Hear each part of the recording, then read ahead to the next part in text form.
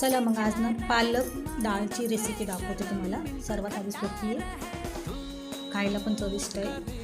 सर्वात आधी मी मुगाची आणि तुरीची डाळ धुवून घेतलेली आहे। कुकरमध्ये टाकली आणि टमाटर पाणी टाकून घेतले, त्याच्यामध्ये 3 मिरच्या टाकून घेतले, हळद आणि मीठ टाकून कुकर लावून टाकते। 3 शिट्याने कुकर खोलते। इकडे तडका द्यायसाठी तेल टाकले, जिरे, हिंग, कढीपत्ता, लसूण, अद्रक आणि कांदा बारीक कापून फ्राय करूया लाल। इकडे डाळ शिजून झालेली आहे।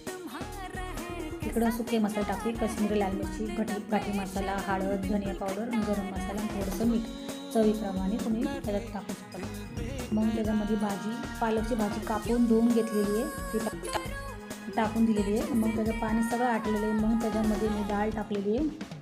डाळीमध्ये तुम्हाला जेवढं पाणी लागत असेल तर गरम करून वरून टाका। आपली सोपी रेसिपी तयार झालेली आहे। माझी रेसिपी